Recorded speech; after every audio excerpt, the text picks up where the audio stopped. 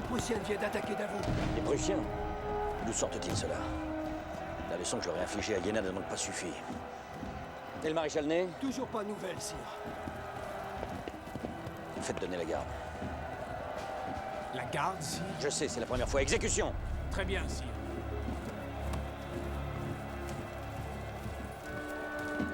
Charge à la baïonnette! En avant! Marche!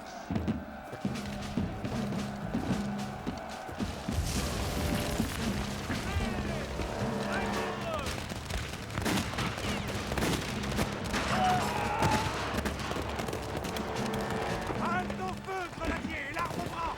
La vieille garde ne se bat qu'à la baïonnette!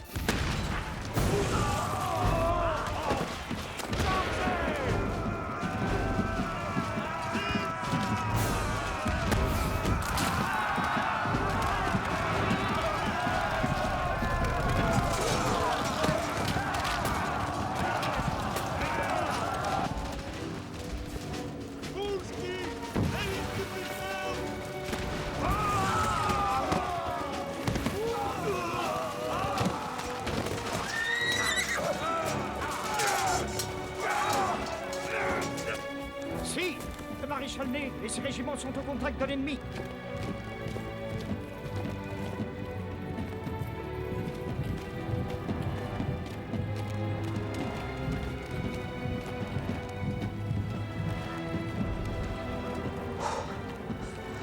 Ça me passait à deux doigts du désastre.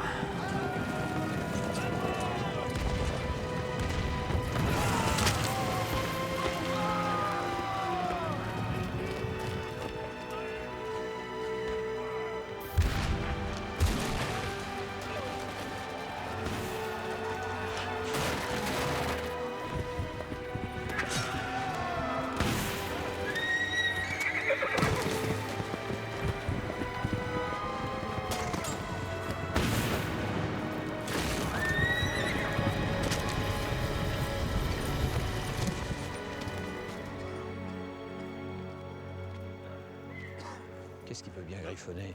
Il écrit probablement le compte-rendu de la bataille tel qu'il voudrait le voir publié dans les gazettes de Paris. L'empereur orchestre toujours tout ce qui l'entoure. Il façonne l'histoire.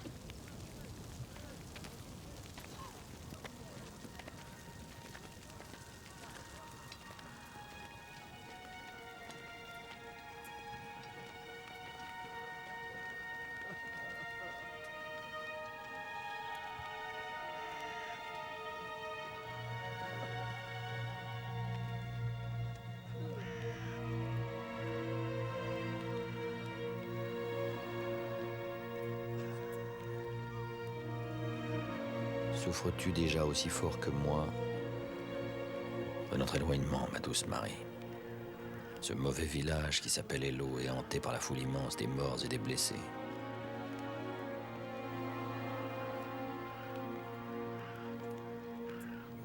C'est une victoire, mais qui a le goût d'une défaite.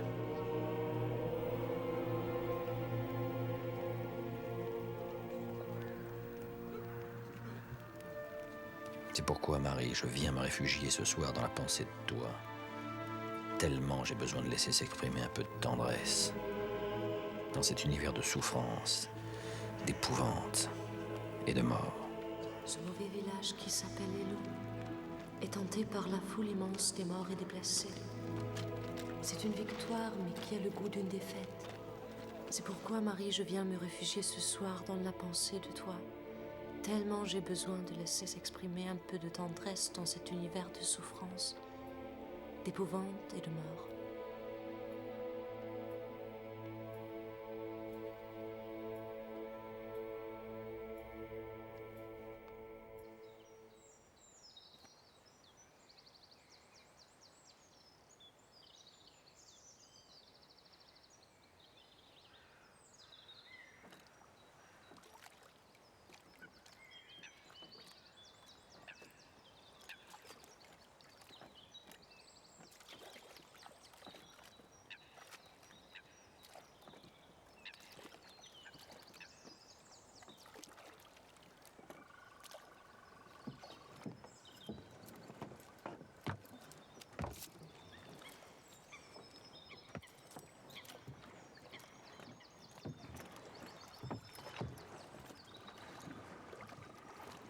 Vous avez vu, Colincourt, le tsar de toute la Russie dans toute sa splendeur. Éblouissant. Lorsqu'on est vaincu, sire, on a le choix entre deux solutions. Soit on se couvre soi-même de cendres ou de fanfreluches. Il a choisi les fanfreluches.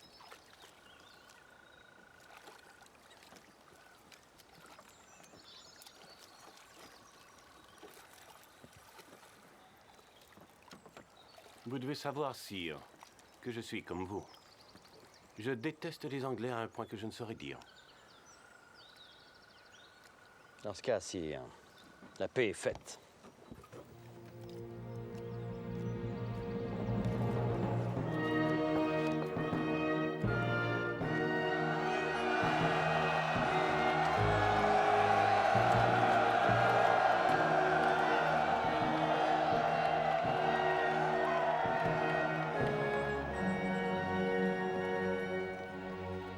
J'ai fait faire ce tableau juste pour vous. Je tiens à ce que vous gardiez un souvenir de cette entrevue durant laquelle, au milieu du Niémen, l'empereur des Français et le tsar de Russie se sont rencontrés pour s'offrir mutuellement la paix. Vous croyez vraiment que la France vous a offert la paix? Moi, je dirais plutôt qu'elle vous l'a imposée. Les Français ont un tel don pour la nuance. C'est beaucoup plus qu'une nuance, sire. Si vous n'aviez pas accepté mes conditions, vous savez fort bien que j'aurais fait voler en éclats l'empire de votre allié austro-hongrois. Et que j'aurais porté la désolation au cœur de votre propre empire. Vous vous faites plus méchant que vous ne l'êtes. Non, je ne suis pas méchant, je suis vainqueur. Enfin, tout ce qui compte à mes yeux, c'est que nous avons bâti ensemble une paix honorable et surtout durable. Ça durera aussi longtemps que vous respecterez notre engagement. Tout ce qui est à l'est de la Vistule est à vous, mais tout ce qui est à l'ouest est à moi. Il y a un seul problème. C'est que ce petit fleuve passe à travers la Pologne. Et que la Pologne ne saurait être française. Et comme il n'est pas question non plus qu'elle soit russe, je ne vois qu'une solution. Une Pologne autonome et souveraine, une Pologne polonaise. Une Pologne polonaise adossée au flanc de la Sainte-Russie, ce serait pour nous une menace permanente. La Pologne doit rester ce qu'elle est. Elle n'est rien, c'est un fantôme. Justement, je vous fais une proposition. Pas de résurrection de la Pologne, et je convaincrai les Anglais de cesser de monter l'Europe contre vous. Intéressant. Je ne supporte pas la manie des Anglais de faire la morale au monde entier. Si une nation a le droit de donner des leçons aux autres, c'est la France. Votre révolution a fait faire aux hommes un si grand pas vers la liberté.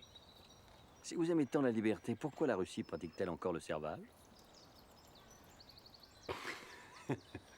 Sire, vous ne prétendez pas tout réformer. Enfin, pas en une seule fois.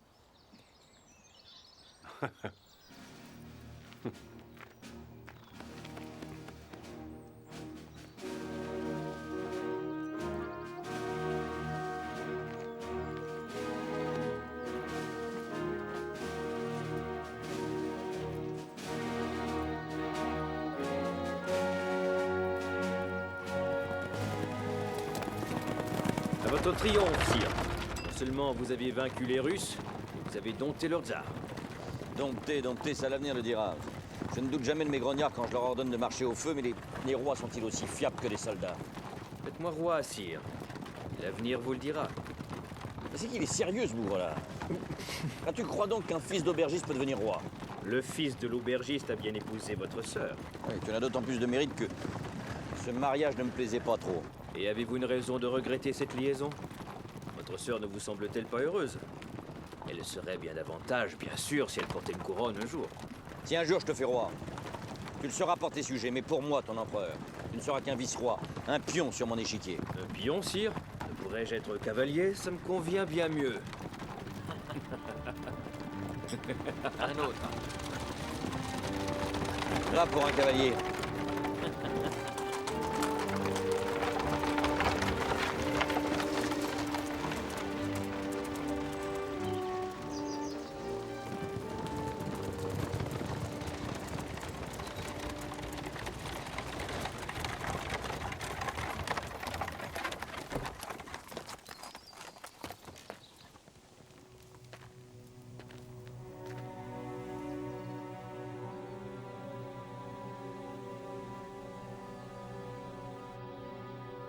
Ça a duré 3 jours et 3 nuits.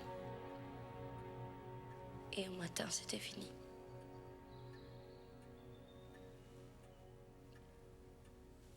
rien pu faire.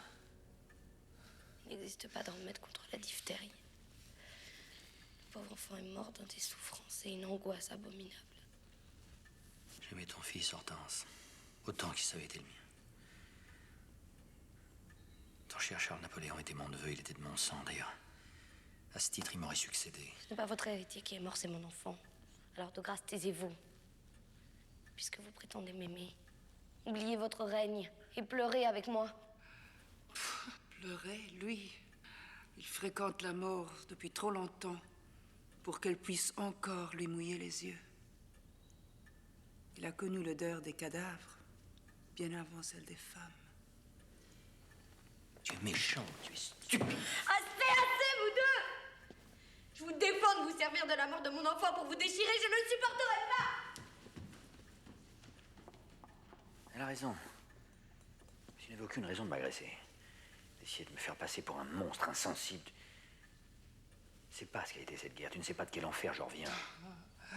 Enfer, avec tout de même quelques bouffées de paradis. On dit que ta femme polonaise, oui, c'est comme ça qu'on l'appelle ici, a le visage d'un ange.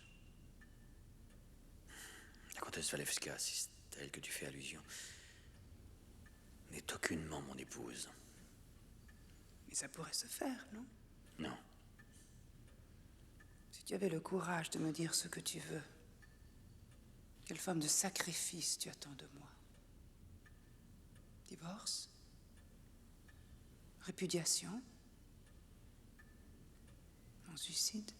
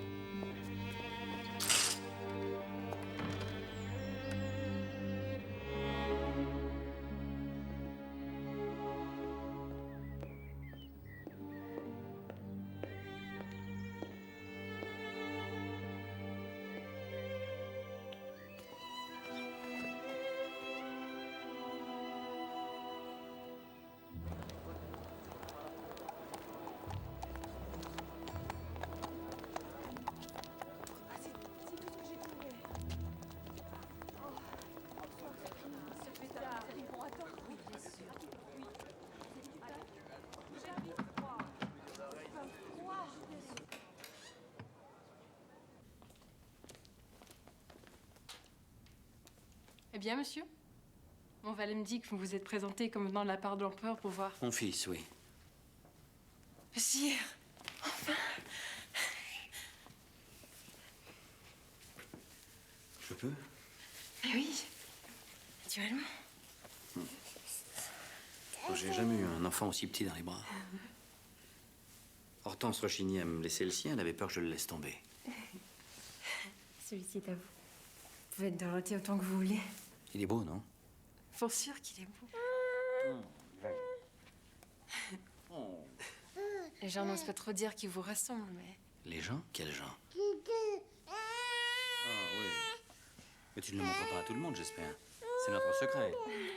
Rendez-le-moi, sire, il vous importune à gigoter comme ça. Et puis, il n'est pas encore propre, il risque de... Non, non, je le garde encore un peu. Vous avez raison. Il doit s'habituer à vous. Maintenant que vous voilà de retour, vous allez pouvoir nous rendre visite aussi souvent que... C'est la dernière fois que nous voyons Éléonore. Mais pourquoi? Qu'est-ce que je vous ai fait pour Non, mériter? tu ne me fais que du bien. Si tu savais la joie que j'ai eue en apprenant que tu m'avais fait un enfant. Sois sans crainte. Je vais m'occuper de ce petit et de toi. Mais de loin. De loin?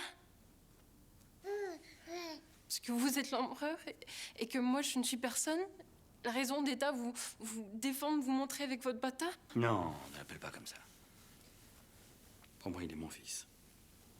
Tiens, reprends-le.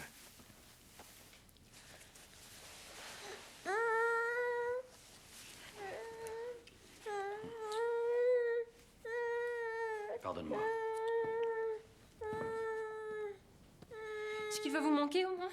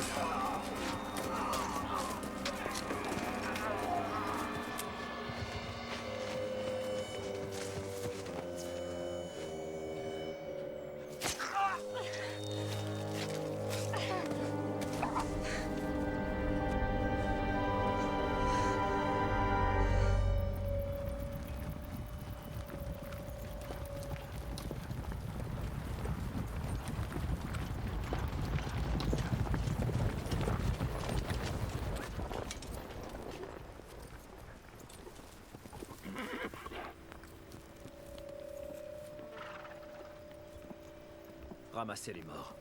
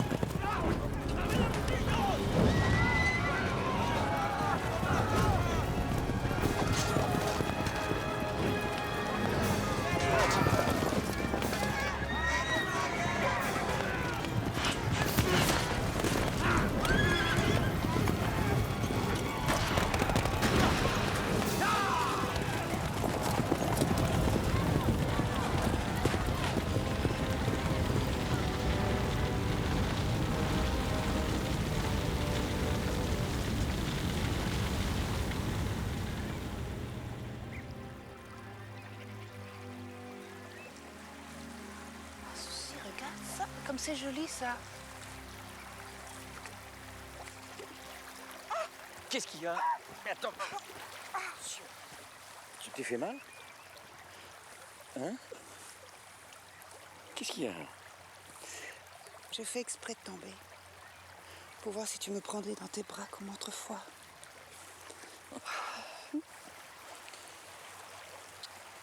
Merci pour cette escapade, un amoureux.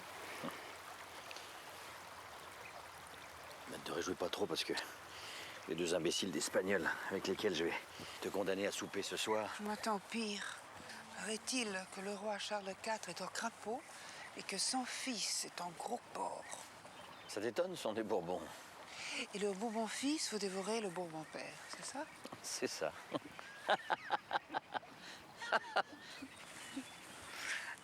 Puisque tu es si gentil, je vais t'annoncer une grande nouvelle. Ah bah, je devine. Ta couturière n'a plus ni ruban ni tissu et tu vas être obligé de survivre avec les 6000 robes que tu as déjà. Non, c'est sérieux. Ça concerne ta succession. Napoléon, tu vas avoir un héritier. Tu es enceinte? Mais non, pas moi. Hortense est enceinte. Elle est enceinte à nouveau. Si c'est un garçon, ils vont l'appeler Louis-Napoléon. Ça sonne pas bien, ça? Louis-Napoléon, empereur des Français. Peut-être empereur. Ouais. Empereur en dernier recours, empereur si je n'ai pas de descendant direct. Mais descendant direct. Mais tu sais que nous ne pouvons pas. C'est toi qui ne peux pas, Joséphine.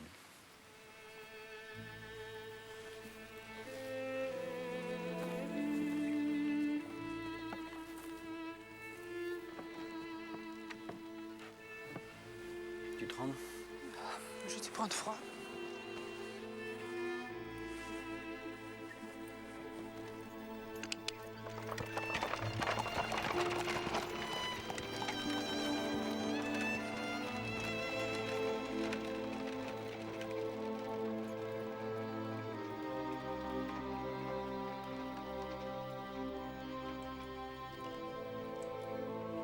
Je ne viole pas la souveraineté de l'Espagne, je lui demande simplement de laisser passer le corps expéditionnaire que j'envoie au Portugal.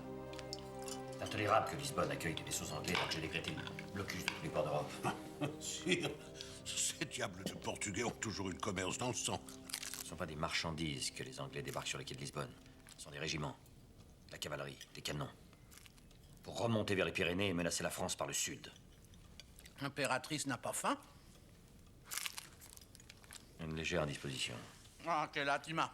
Elle ne fait pas ce qu'elle manque. Si vous m'aidez à monter sur le trône d'Espagne, je me ferai un devoir sacré et favoriser le passage des armées françaises. Gore, vous faites. Vous avez entendu, sire? Non content de s'empiffrer de mangeaille, mon fils prétend avaler mon royaume. Taisez-vous. Vos querelles de famille sont pitoyables et indignes des princes que vous prétendez être. Pardon, sire. Une dépêche en provenance de Madrid. Quartier général du maréchal Murat, en date du 2 mai.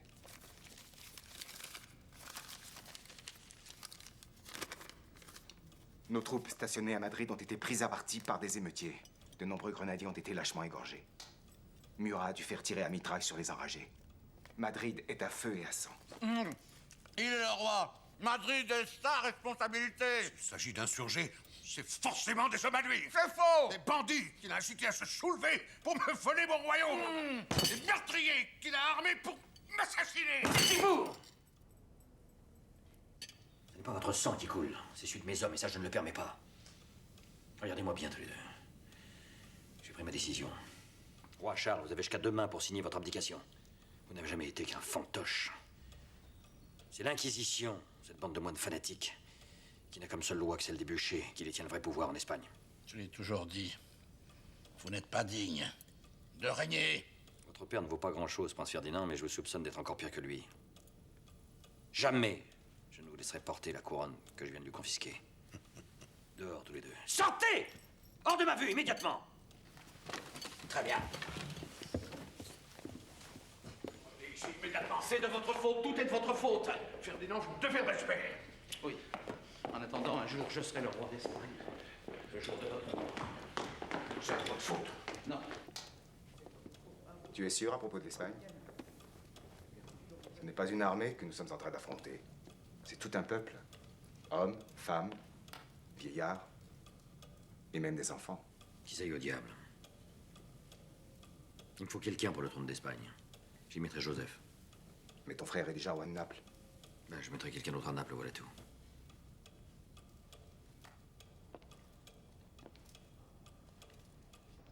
Joachim?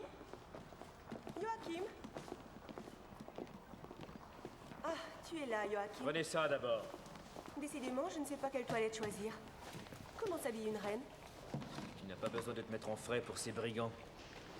Le Napolitain qui n'est pas mendiant est un voleur. Joachim. Napoléon aussi est un voleur. Joachim. Ce n'est pas vrai, peut-être? Ton frère nous enlève tout ce que nous possédons.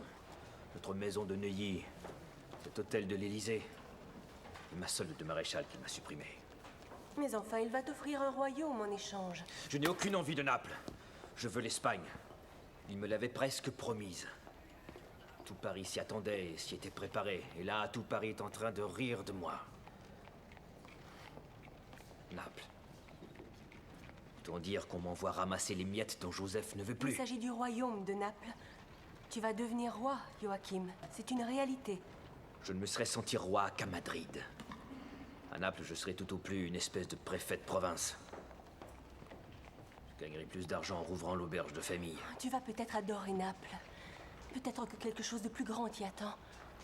Et si ça se trouve, Joachim, si tu t'y prends habilement, tu réussiras sans doute à rassembler toute l'Italie. Tu rêves, Caroline. Tu m'imagines en train de faire de l'ombre à ton frère.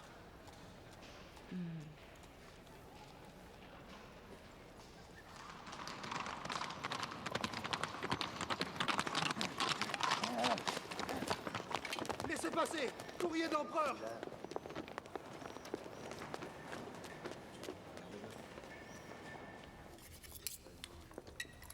La Banque de France fera profiter toutes les villes industrielles de l'Empire des avantages qu'elle assure au commerce de Paris.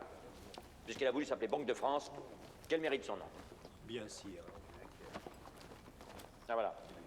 Ce verre conviendra très bien au petit salon. Vous y ferez broder des abeilles dorées, bien entendu. Hein. Ah, à nous, monsieur l'ingénieur. Vous voyez, c'est toujours au même endroit que ça casse. Les hommes défient la mort pour avoir le droit de porter la Légion d'honneur sur leur poitrine. Voilà autre chose que de la camelote. Faites-moi un ou deux modèles et soumettez-les-moi. Prenez une lettre pour Jean-Jacques Racco de Reuilly. Je le nomme préfet de l'Arnaud. Et faites-lui savoir. Laissez-nous seuls, messieurs.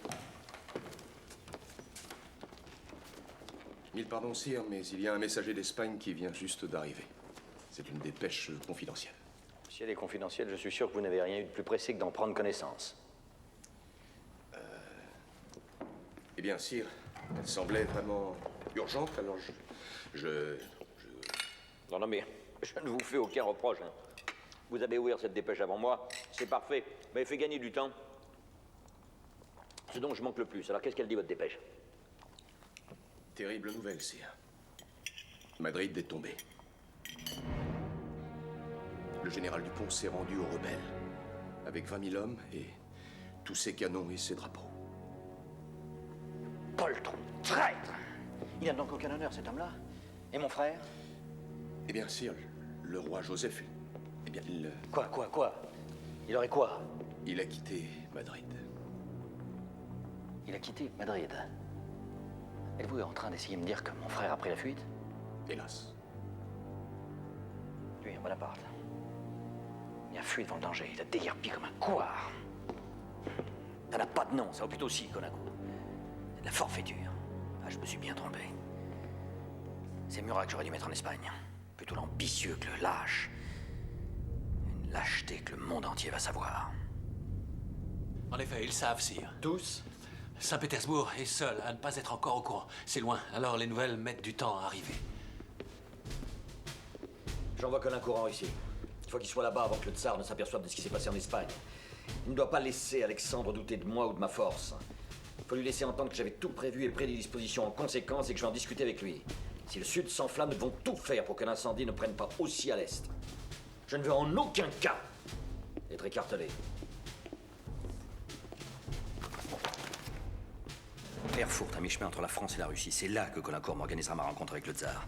Puisque l'empereur de toutes les Russies se dit notre ami qu'il le prouve, en obligeant les Prussiens et les Autrichiens à se tenir tranquilles pendant que mon armée sera occupée en Espagne. Faites-moi confiance, sire, je vais vous préparer un excellent traité à ce sujet. Quant à ces barbares d'Espagnols, je vais envoyer Ney à Madrid, avec mission d'écraser la rébellion. Sans pitié. Mais avec quelles troupes, sire? Ney aura ce qu'il y a de mieux, nos régiments d'Allemagne. Mais dans ce cas, vous allez être obligé de dégarnir vos positions à l'Est. Oui, je sais, ce n'est pas un modèle de prudence, mais il serait encore plus dangereux de laisser croire à l'Europe qu'une bande de terroristes enragés peut humilier impunément l'armée française. Parce que l'armée est Talleyrand. C'est moi.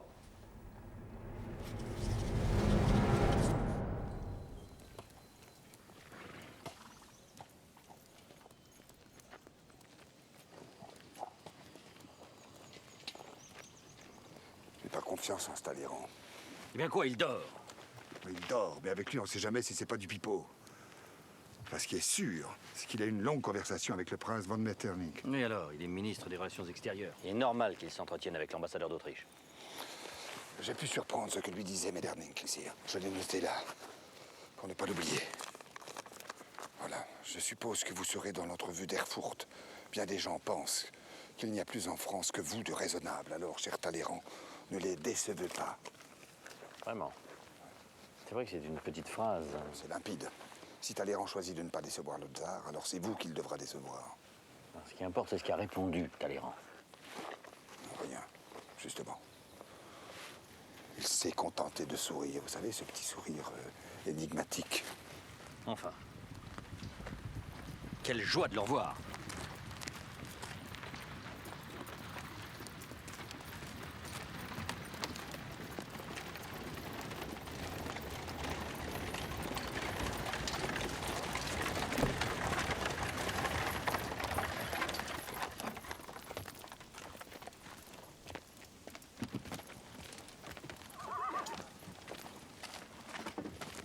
Alexandre.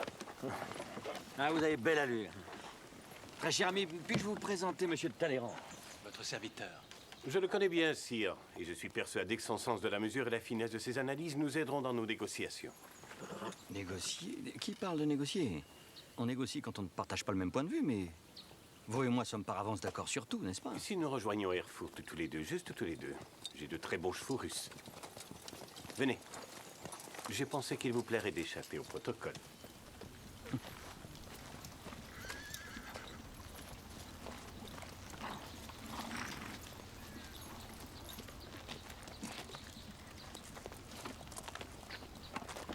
Eh bien, Marquis?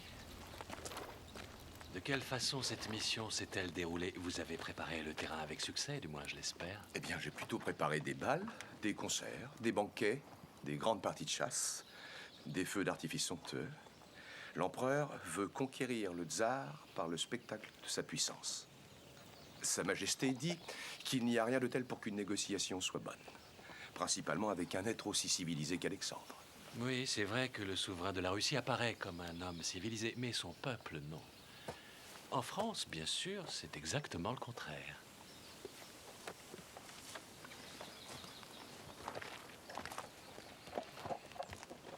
Je me réjouis de cette première rencontre qui me permet de vous entretenir de ce qui me préoccupe. Colincourt vous a-t-il dit que l'Espagne... Ah, ce Colincourt. Quel ambassadeur vous avez là, mon cher. Et aussi cet excellent monsieur de Talleyrand. Comme vous avez eu raison de vous entourer de ces aristocrates français si raffinés. J'aime tout autant me retrouver au milieu de mes maréchaux et des centaines de milliers d'hommes de mon armée. On galope? Allez.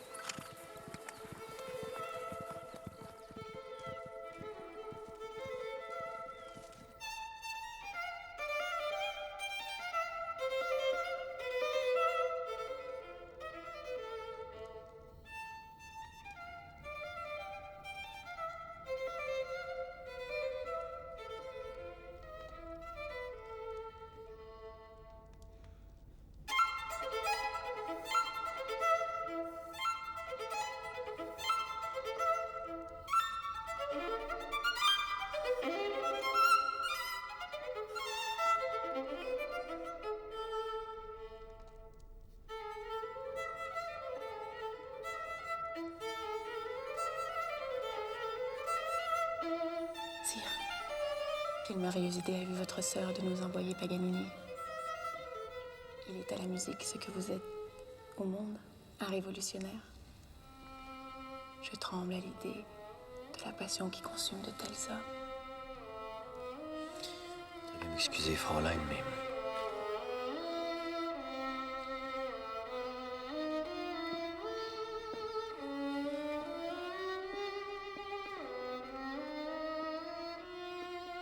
Est-ce qu'il serait allergique à la musique italienne? Il préfère la musique militaire. Militaire? Oui. Vraiment? Et l'empereur donne quelques signes de fatigue aussi. À cause de ses festivités? Je pense que oui. Mais c'est lui qui les a désirées? C'est ainsi. Comme tout le reste.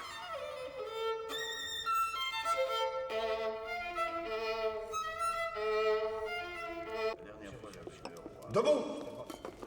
Laissez-nous. On nous promène, Talleyrand. Ça fait une semaine que nous sommes ici, on ne fait que s'amuser. Enfin, si on peut appeler s'amuser le fait d'entendre Paganini. Alexandre fuit toute allusion à la situation politique. C'est plus un tsar, c'est une anguille. Enfin, ne voit-il pas que j'ai besoin de lui? Au contraire, c'est précisément pour cette raison qu'il se dérobe, sire. Oui. Je vais le ramener à la réalité, moi. Finita la commedia. Où en êtes-vous de la rédaction du projet de traité? Justement, je m'apprêtais à le donner à votre majesté.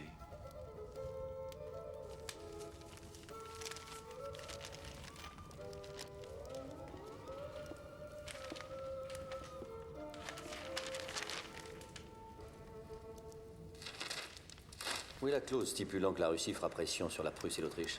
C'est pour ça que nous sommes venus ici. Elle n'y est pas, sire. À quoi bon puisque le tsar ne l'aurait pas signé? En aucun cas, il n'a l'intention d'intervenir pour dissuader la Prusse et l'Autriche de mobiliser ses troupes contre nous. Qu'est-ce que vous en savez? Je connais mieux Alexandre que vous. Il est devenu comme un frère pour moi. Caïn aussi était un frère pour Abel, sire. Vous voyez de la trahison partout. En attendant, c'est vous qui trahissez les intérêts de la France, en osant me présenter un traité qui n'est qu'un charabia sans consistance. Voilà ce que j'en fais, votre bout de papier. Parfait, sire, je vais me remettre au travail. Non. Non, je n'ai plus confiance en vous. Désormais, je m'entendrai directement avec le tsar. Seul à seul. Très bien, sire.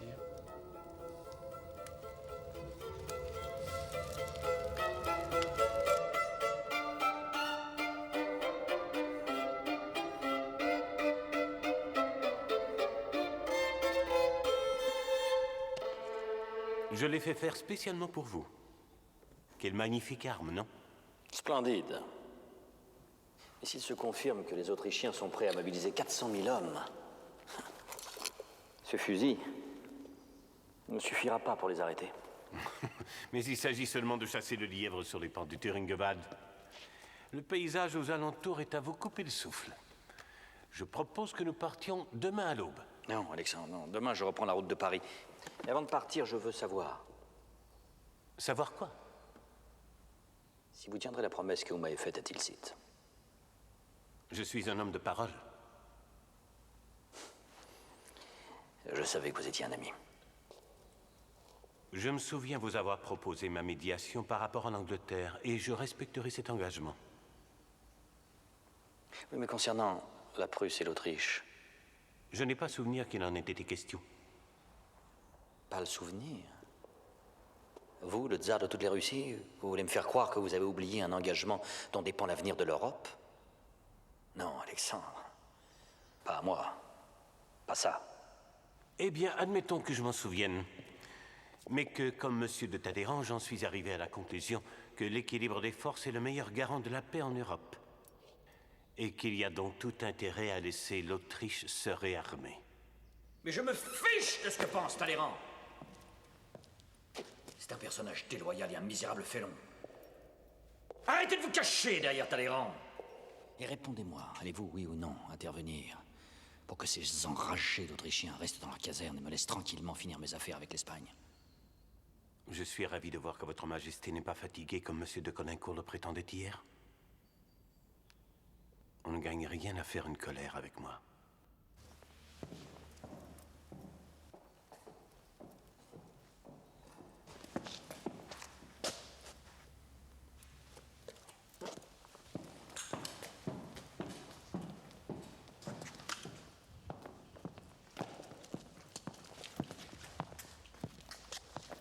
Ça a failli me coûter un chapeau, mais j'ai fini par avoir ma réponse. Il ne nous aidera pas.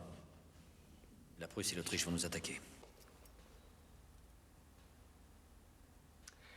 C'est extrêmement fâcheux, sire. Car un courrier vient juste d'apporter cette nouvelle de Madrid. Le général Junot a été forcé de se rendre. Et pourquoi les choses sont-elles toujours aussi mal dès qu'il s'agit de l'Espagne? Parce que vous n'y êtes pas, sire. Eh bien, ça va changer. Je pars pour Madrid.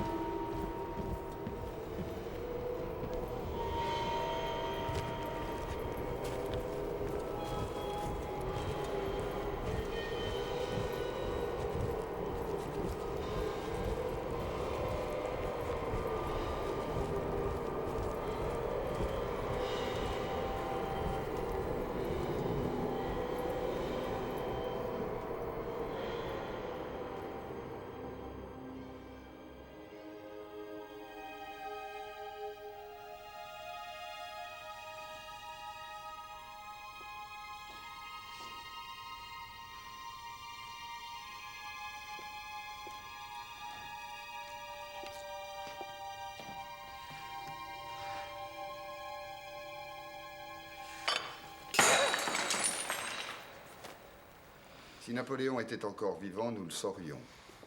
Il n'a jamais pu rester une heure sans envoyer des dizaines de lettres dans tous les azimuts. Or, depuis plusieurs jours, c'est le silence. Ces lettres ont peut-être été interceptées. Les Espagnols ont la réputation d'égorger tout ce qui porte un uniforme français. Et vous, madame, quel est votre sentiment? Comme vous, monsieur Fauché. Je crains le pire. Si nous nous laissons prendre de vitesse, vous savez ce qui ne manquera pas d'arriver? Le retour à la monarchie. Et je comprends le malaise que vous ressentez à cette idée, Fouché. Louis XVIII risque de vous faire payer cher votre zèle durant le règne de la terreur. Vous vous égarez, Talleyrand. Si j'ai peur, c'est pour la France. Bien. Il faut préparer la succession de l'empereur.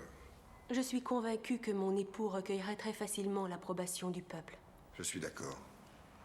Reste à savoir évidemment ce que votre mari pensera de tout ça. Murat pensera ce que j'en penserai. Il ne manque donc plus que vous, Talleyrand, pour que la fête soit complète. La conspiration, plutôt. Je dirais même la trahison. La trahison? Où voyez-vous une trahison? L'empereur, à ma connaissance, a désigné le fils de Louis et Hortense en tant que successeur. Mais cet enfant va avoir 6 mois, c'est insensé. Oui, peut-être, mais faire des plans sans prendre en compte les vœux de l'empereur, c'est de la trahison. Et là, on aborde un sujet plus délicat. Si Napoléon ne revient pas, qui nous en fera le reproche? Joséphine? Joséphine ne compte pas. Il suffit de lui laisser la malmaison avec un peu d'argent, elle nous baisera les mains. C'est une discussion passionnante. Et qu'arrivera-t-il si l'empereur revient malgré tout? Ce sera un vrai miracle. Je ferai chanter un Te Deum à l'église Notre-Dame de Paris. Quelle excellente sœur vous faites, chère madame. L'empereur est entouré par l'ennemi dans toute l'Europe, mais en France, heureusement, il est entouré par une merveilleuse famille. Si aimante et si unie.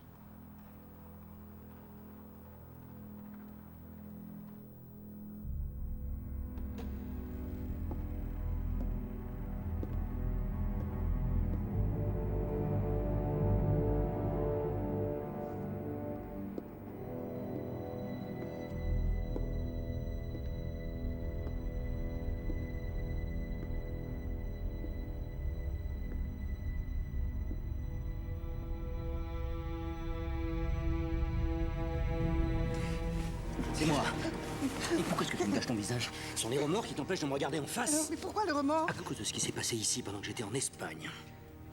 Mais qu'est-ce qui s'est passé? Tu te fous de moi. Dis, Joséphine, tu te fous de moi. Avant, tu me trompais avec des hommes.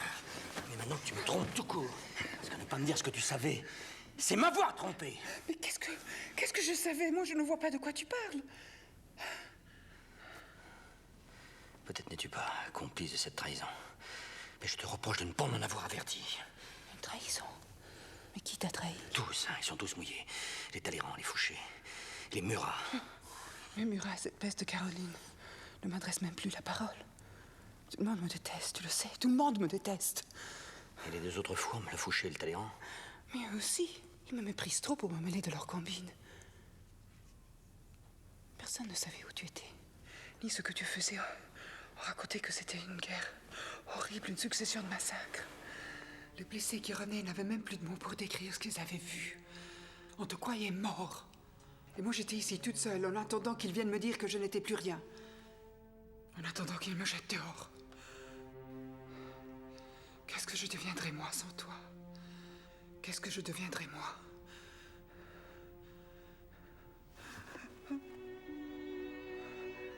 Pardon. Pardon. Pardon.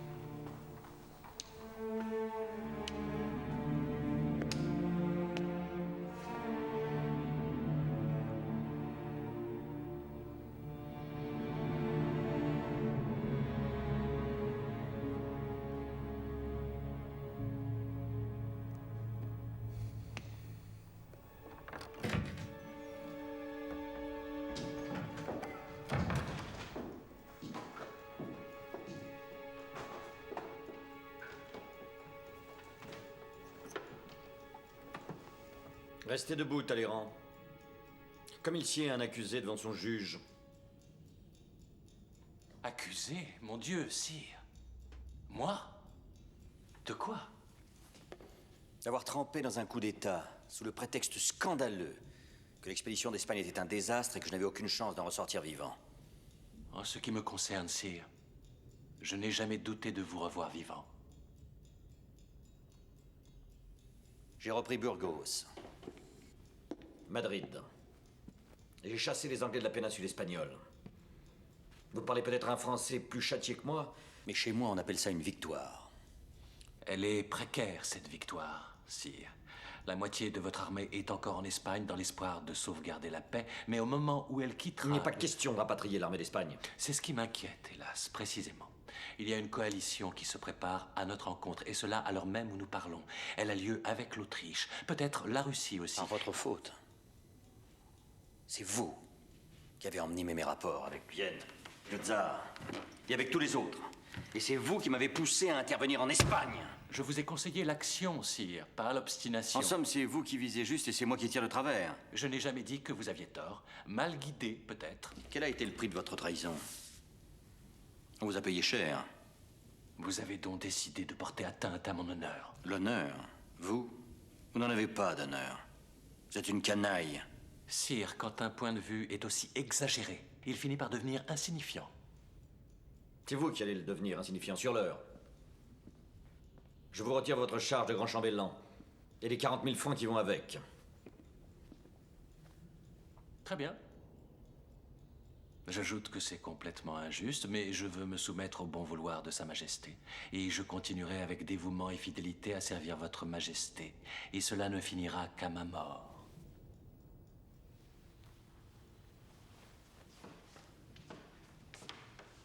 Et Fouché? Quoi, Fouché? Il est bien évident que je n'ai pas le moindre désir d'accabler qui que ce soit, mais je trouve plutôt surprenant qu'après m'avoir signifié ma disgrâce si durement, Fouché, lui, n'est Vous croyez très adroit, n'est-ce pas? En m'incitant à perdre Fouché, vous venez de m'ôter toute envie de le sanctionner.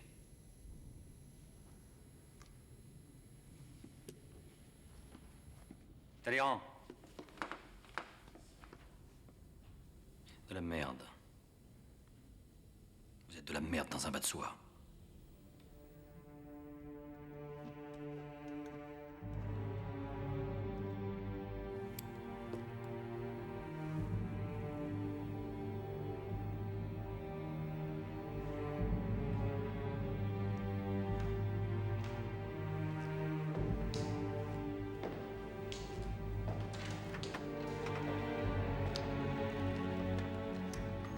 Alors? Mon Dieu, quel dommage qu'un si grand homme soit aussi mal élevé. Pourquoi? Vous l'avez trouvé en colère? Fort heureusement, j'ai pu trouver les mots qu'il fallait pour vous sauver. Mais non, vous n'avez aucune raison de me remercier. Vous savez que vous pouvez compter sur moi.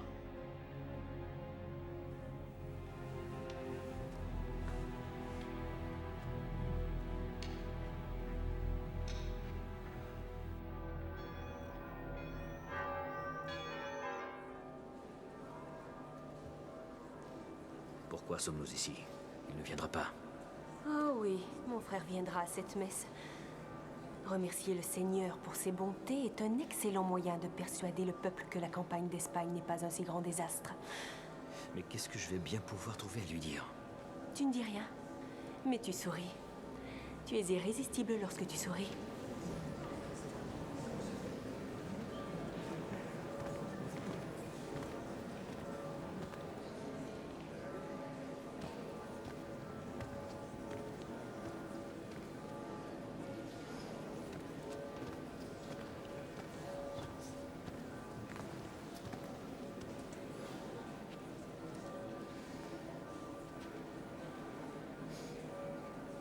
Tu sais pourquoi ton mari est là au lieu d'être aux arrêts dans une forteresse?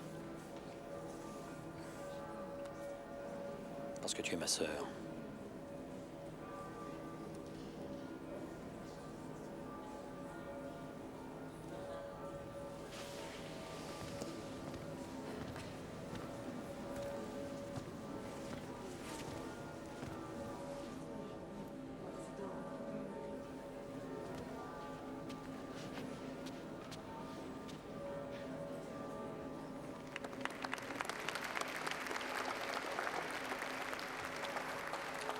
Quel triomphe!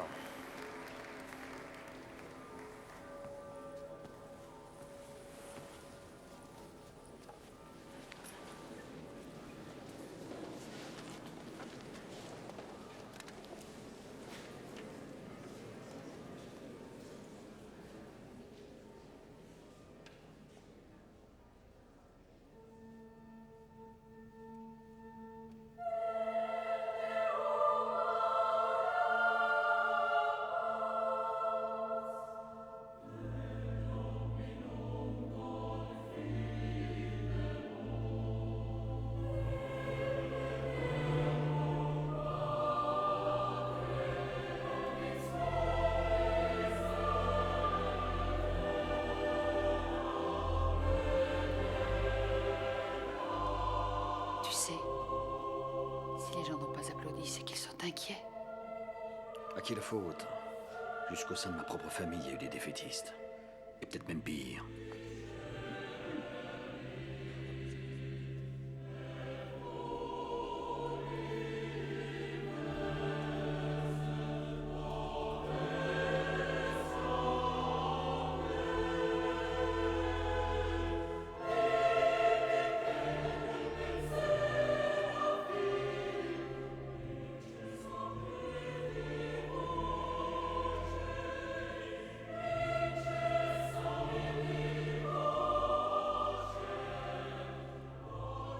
J'aurais mauvaise grâce à prétendre qu'elle n'est pas jolie. Enfin, jolie, c'est un grand mot.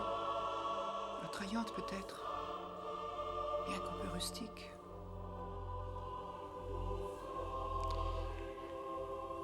Joséphine, cette jeune femme est la comtesse. Walewska, je sais. Ces Polonaises ont beau se couvrir la peau de poudre.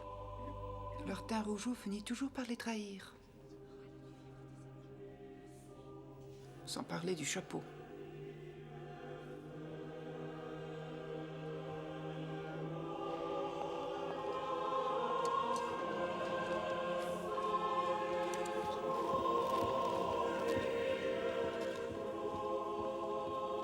Si, du maréchal Berthier.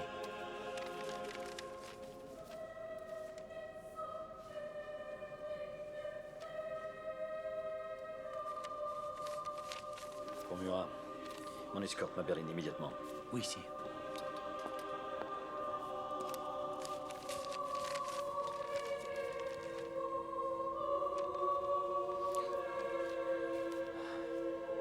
Les Autrichiens ont franchi l'Inn. C'est la guerre.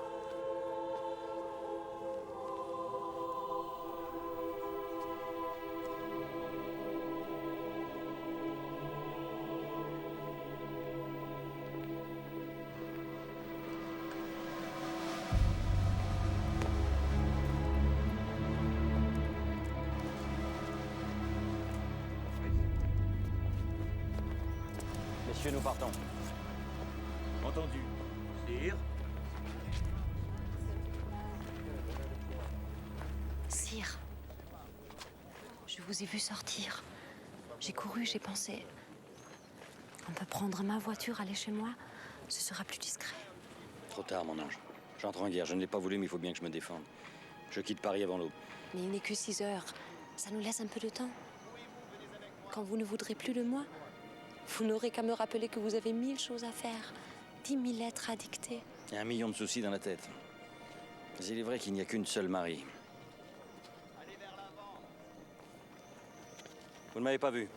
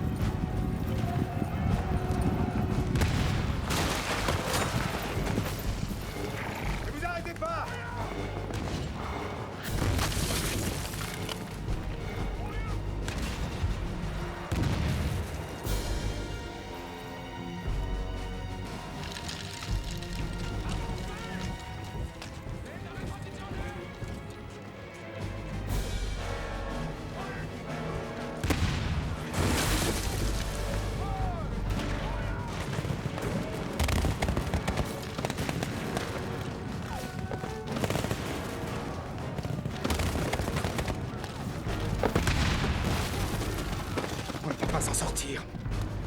En avant! Allez! Allez!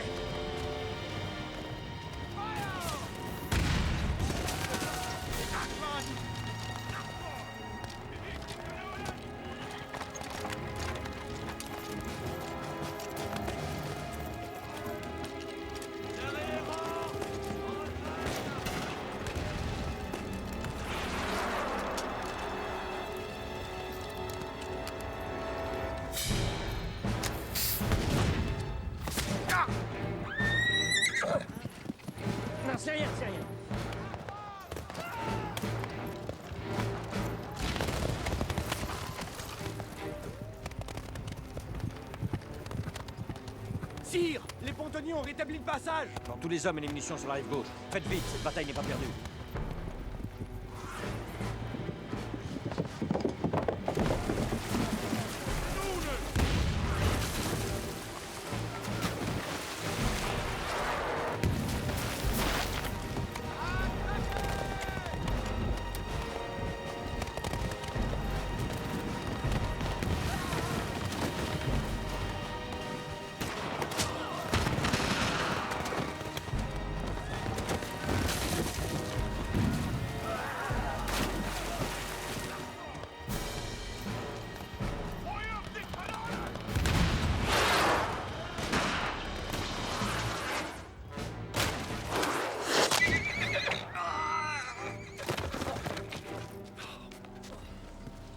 Retirez-vous, sire.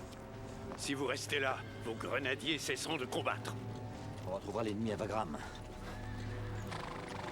Il y a une bonne et brave plaine à Wagram. On retraversera le Danube. Je suis sûr que Wagram sera le nom de la victoire.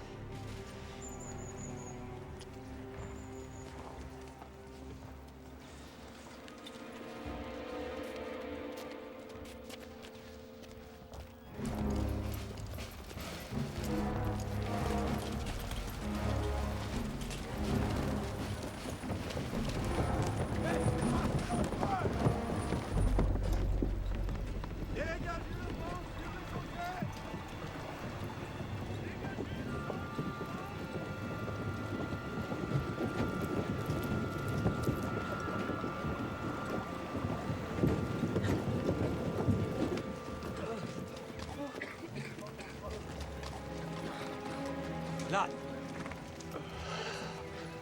Non.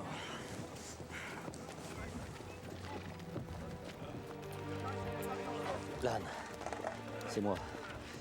Tu me vois? Tu me reconnais? Veuillez vous pousser, sire. Il faut l'amputer. L'amputer, lui? C'est le maréchal Lannes.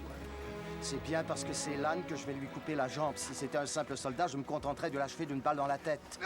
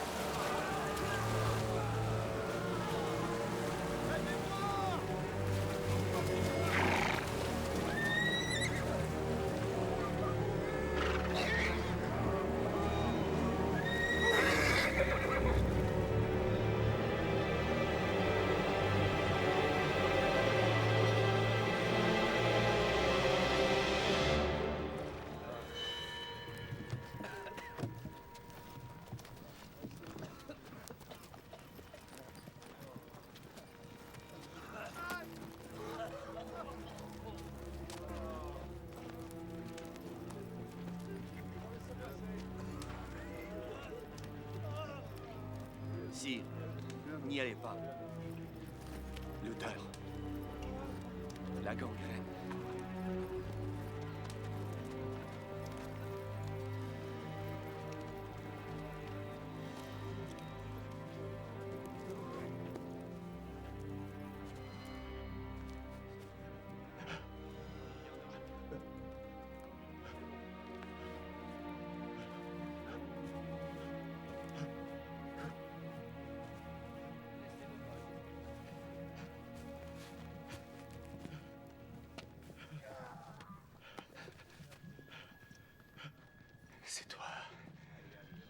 J'espérais bien que tu allais venir me voir.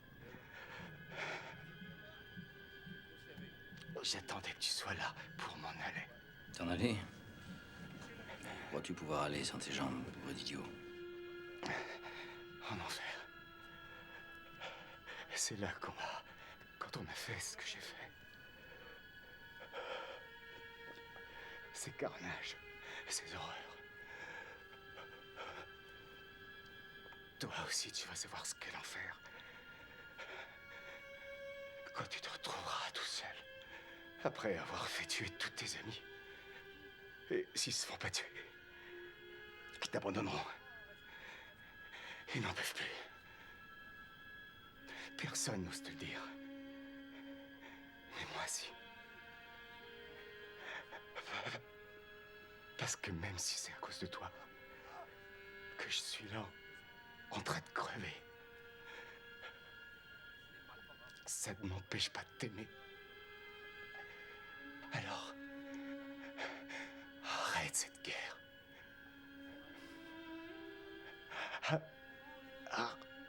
Arrête cette folie.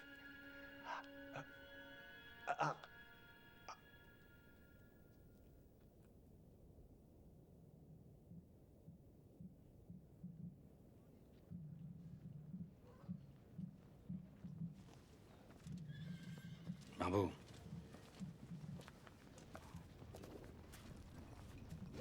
Qu'on embaume le corps du maréchal Lannes. Et qu'une berline escortée par un peloton d'honneur, qui chevauchera sabre au clair tout le long du voyage, ramène sa dépouille à Paris.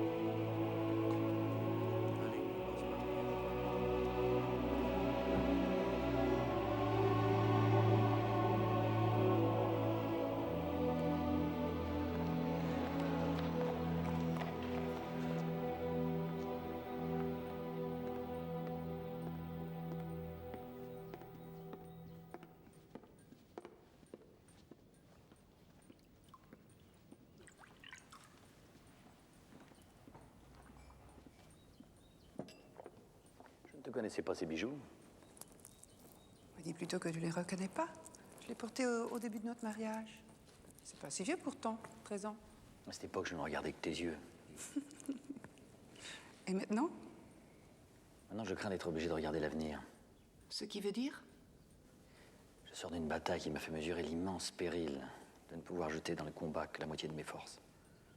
Wagram est une victoire. Et j'ai failli tout perdre à Essling. La guerre peut reprendre à l'Est demain.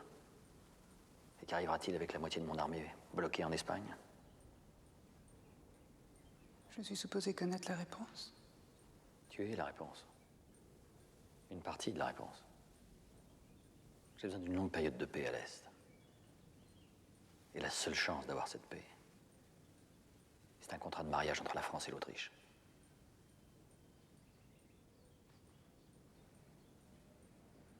Tu veux dire entre toi et l'archiduchesse Marie-Louise?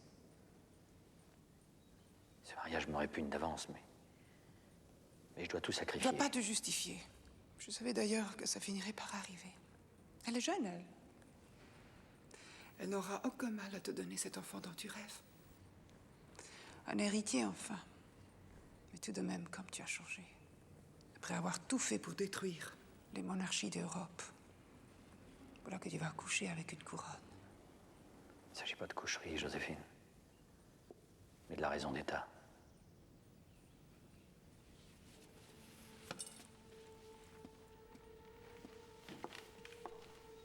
Pleurniche pas. C'est indigne de toi. C'est indigne de nous. Il ne pleurniche pas. C'est les petites filles qui pleurnichent. Moi, ça fait longtemps que je ne suis plus une petite fille. D'ailleurs, c'est pour ça que tu me rejettes. Parce que je suis une vieille femme. Tu ne m'aimes plus, Napoléon, là voilà la vérité. La seule vérité. Tu ne m'aimes plus.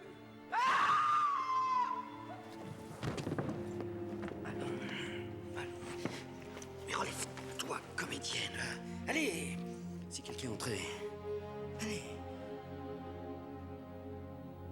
Oh là, quelqu'un! Quelqu'un, bon sang!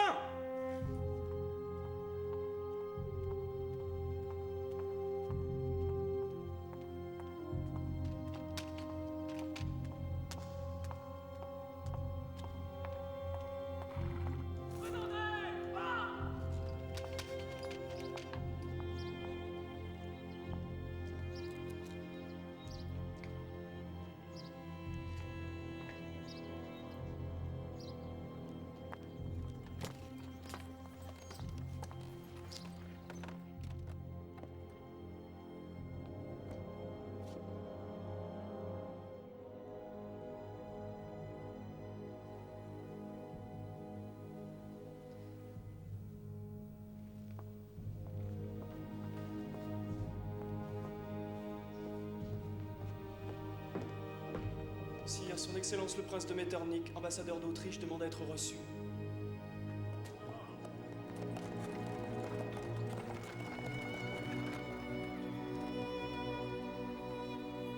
Je vais le recevoir.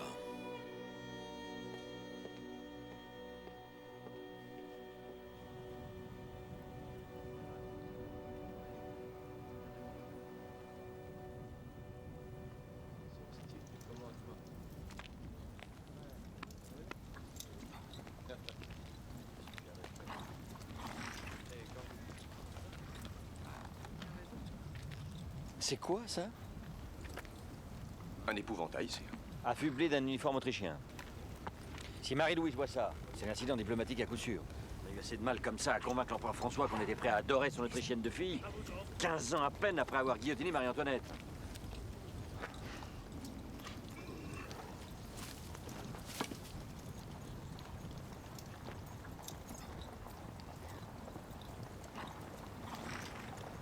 Il momento della verità. En effet.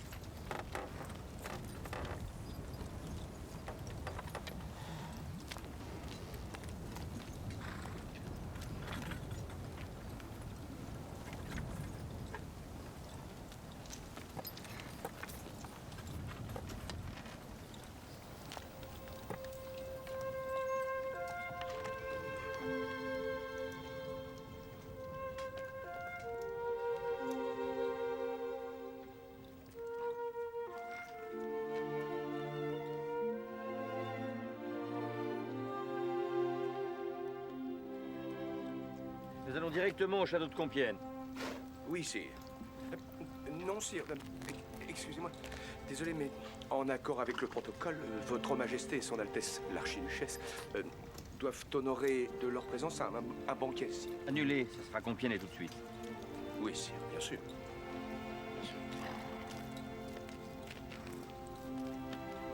Le salon des fleurs est signé Redouté et Dubois.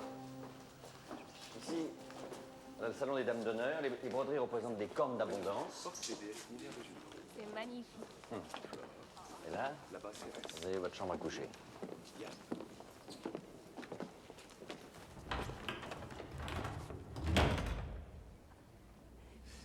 Leurs Majestés ont grand besoin de se reposer. Je tiens à avertir Votre Majesté, c'est non. Non? Comment ça, non? Non, pas avant d'être votre femme. Et vous êtes ma femme, je vous ai épousée par procuration. Notre mariage n'a pas de valeur pour moi tant qu'il n'a pas été béni par Dieu. À la cour? Oui, sire. Il me faut un homme de Dieu. Un homme de Dieu. Sire, vous? Et pourquoi faire? Vous pouvez me trouver ça, oui ou non? Eh bien oui, bien sûr, oui, oui. Justement, je viens de croiser un vieux cardinal, à l'instant. Un cardinal, ça va adorer ça. On nous envoie un cardinal. Oui, j'ai entendu. Dans ce cas, patientons jusqu'à l'arrivée de son éminence. Oui, ça ne sera pas trop long. Colincourt est très efficace, comme tous ceux qui me servent d'ailleurs.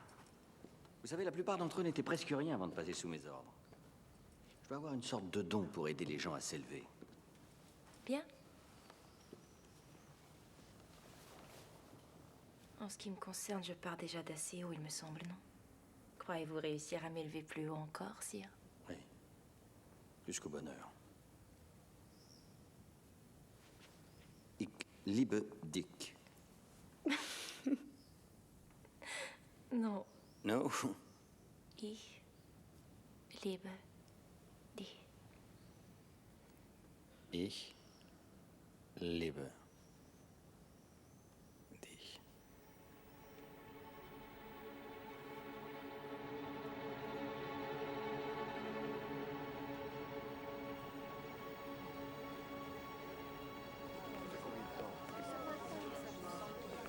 Vous ne savez rien?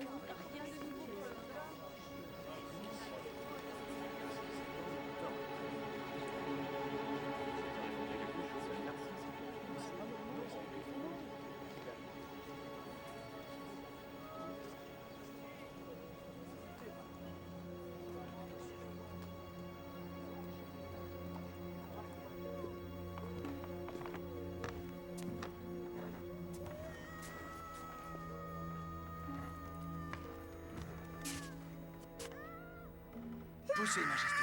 Poussez, allez-y.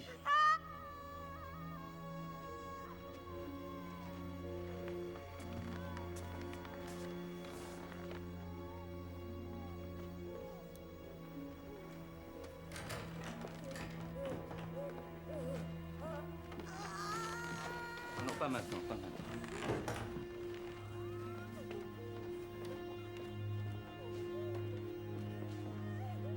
Pourvu qu'elle n'ait pas jeté un mauvais sort. Enfin, de qui parlez-vous? Ta mère, j'ai toujours soupçonné qu'elle était un peu sorcière. Corvisart, il y a sûrement quelque chose à faire.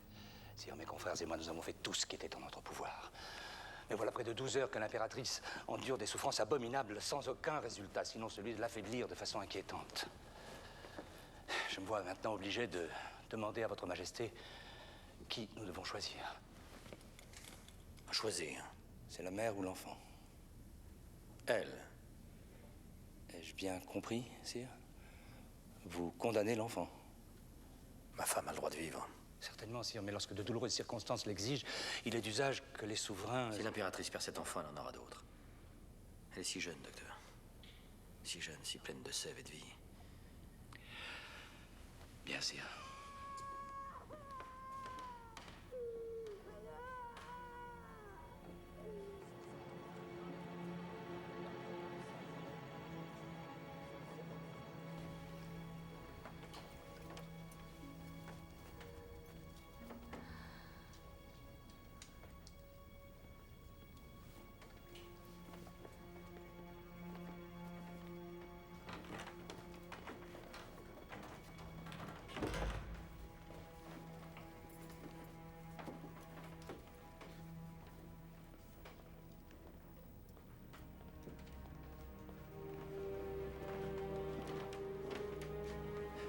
C'était un garçon.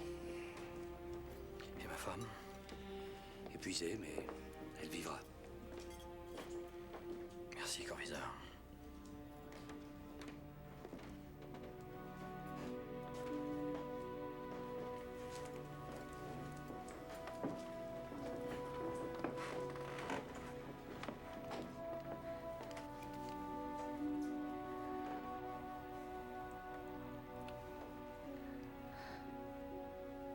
Ça va aller maintenant.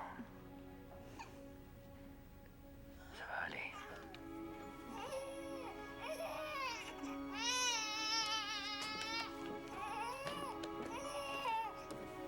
Vivant! dépêche, vite. Vite, sire.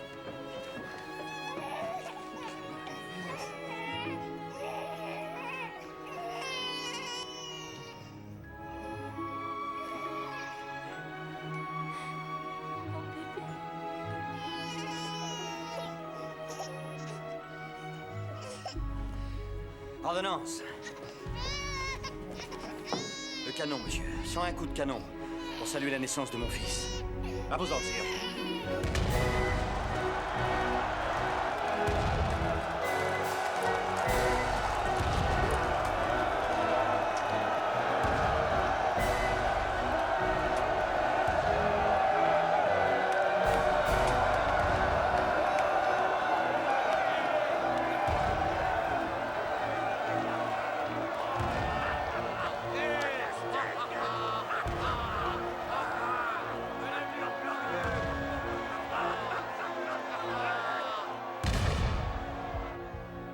Mon premier mouvement, madame, a été de vous faire dire de remettre votre visite.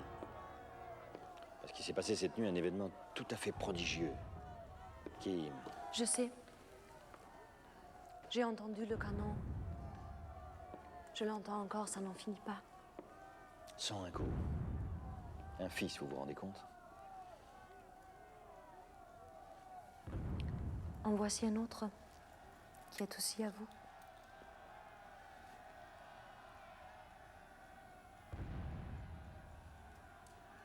Alexandre, n'est-ce pas? Vous me l'avez écrit. Un charmant enfant. Si blond, si... Si polonais.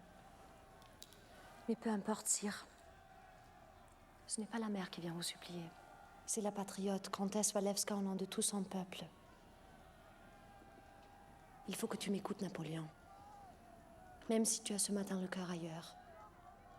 Le tsar russe a amassé plus de 300 000 hommes à la frontière du Grand-Duché de Varsovie, dont je te rappelle que tu as, au nom de la France, garanti l'intégrité. Je sais, je sais. J'ai des ministres pour me tenir informé. En ce cas, tu as dû décider de la réponse que tu allais donner à cette provocation. Provocation. Provocation, est-ce vraiment le mot qui convient? Non. Tu as raison, menace serait plus juste. Menace imminente.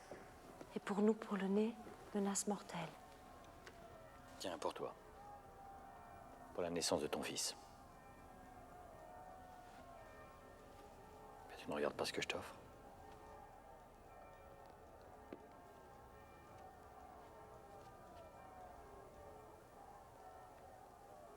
Eh bien, ça ne te plaît pas? Si, c'est très beau, mais ce n'est pas la réponse à ma question. Et je ne partirai pas d'ici avant que tu ne m'aies... Comtesse, sire, la foule s'est rassemblée devant le palais. Le peuple souhaite que votre majesté vienne le saluer. Oh, sire, tous ces braves gens expriment un tel bonheur. Vous ne pouvez pas leur refuser ce supplément de joie. Je vous en prie. Sire, choisirez-vous entre la Pologne qui vous implore et la Russie qui vous défie?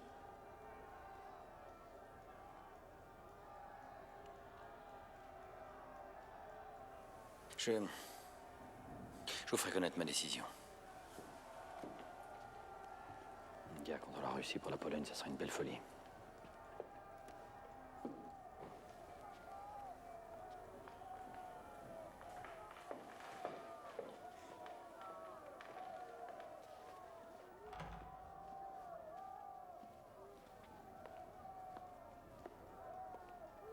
Je crains que vous ayez mal choisi votre jour, madame.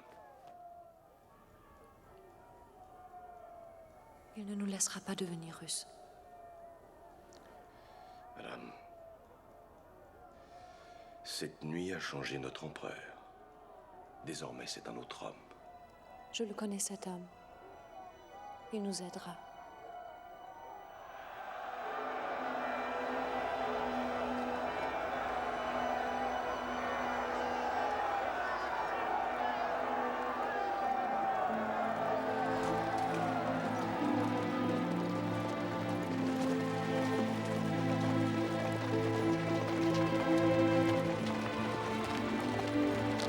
C'est l'empereur, votre Altesse. C'est l'empereur. Vite, Latesha.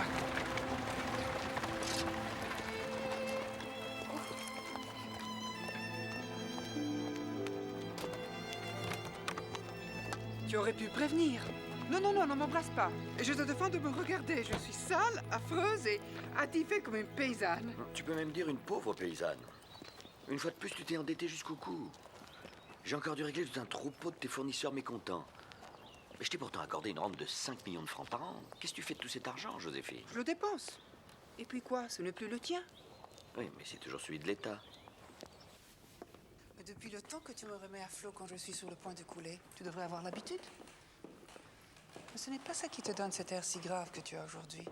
De quoi es-tu vraiment venu me parler? De la guerre. Elle semble inévitable. Le tsar fait peser une menace intolérable sur la Pologne. Oh, notre chère Walewska est donc arrivée à ses fins. À défaut de t'avoir pour mari, elle t'aura pour champion. Non, non, c'est pas assez d'une femme pour me précipiter dans une guerre qui risque d'être la plus terrible que le monde ait jamais connue. Non, si j'attaque la Russie, c'est pas seulement pour la Pologne. Mais c'est aussi parce que les ports russes accueillent toujours à bras ouverts les navires britanniques.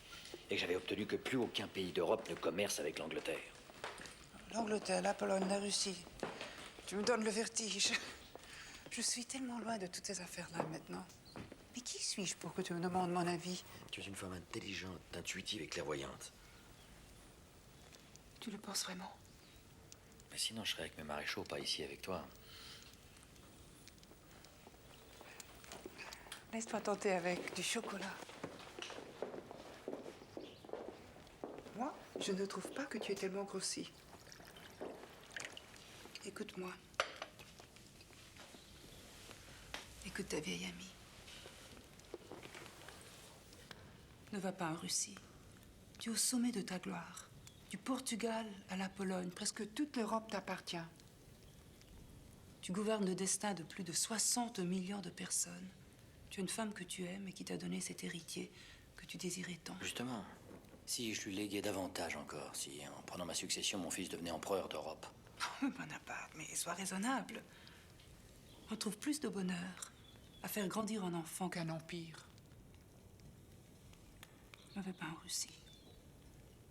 J'ai fait des rêves à ton sujet, des mauvais rêves. Je suis créole, ne l'oublie pas. Et chez nous, dans les îles, on croit à ce genre de présage.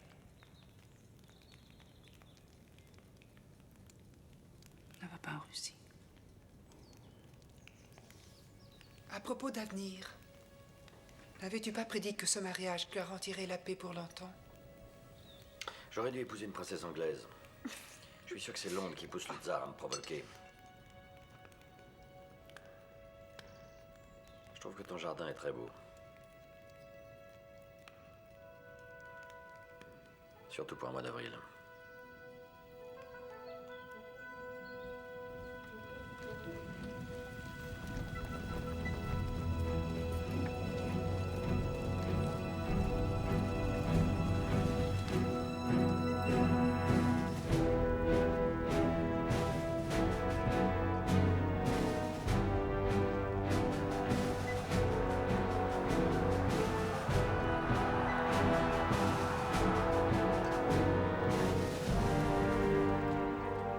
C'est lugubre. Rien ne bouge. C'est étrange. On dirait qu'il n'y a personne pour défendre Moscou. Le tsar nous a abandonné la ville, on dirait. Quel manque de courage. Non, Alexandre est un fourbe. Pas un lâche. Ça ne présage rien de bon. Messieurs, nous y allons.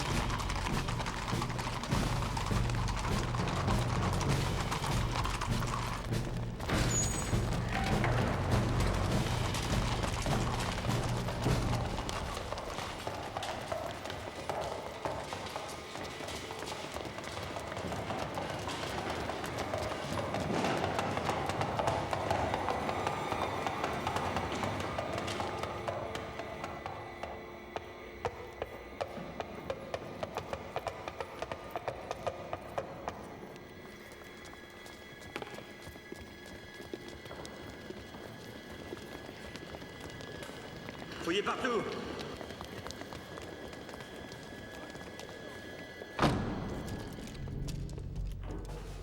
Je dirais qu'il n'y a pas longtemps qu'ils sont partis. Et si c'était un piège? Tu as raison d'être méfiant, Murat. Mais les Russes sont des guerriers, pas des assassins qui s'embusquent dans l'ombre pour te planter un couteau dans le dos. Plutôt curieux comme guerriers. Ils n'ont pas fait autre chose que de fuir devant nous pendant 3 mois. On les a quand même battus à Borodino. Je ne crois pas que leur fuite relève de la panique. Je crois plutôt à un recul pour des raisons tactiques. Une tactique qui ne les mènera nulle part, si ce n'est à nous abandonner, leur ville sans résistance, les unes après les autres.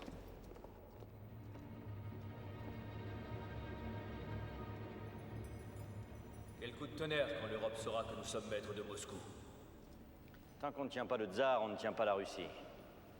Et le tsar est à Saint-Pétersbourg. Eh bien, va pour Saint-Pétersbourg. Chargeons-nous de tout ce qu'on peut trouver comme vivres, fourrage et munitions. Et allons-y. On a regardé partout, sire. Ça regorge de victuailles là-dedans, mais il n'y a pas âme qui vive.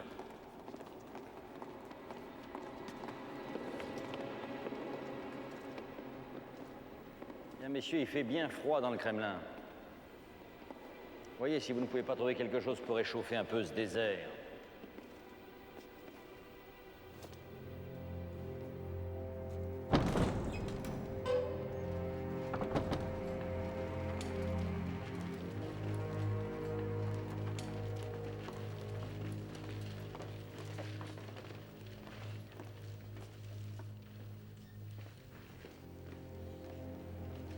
Alors c'est là-dedans qu'il dort, le tsar de toute la Russie. Quand on voit ça, on ne s'étonne pas de son manque d'ardeur au combat. Tu dresseras mon lit de camp et ma table ici, à côté de cette écœurante pâtisserie. Il faudra me débarrasser de tout ça aussi.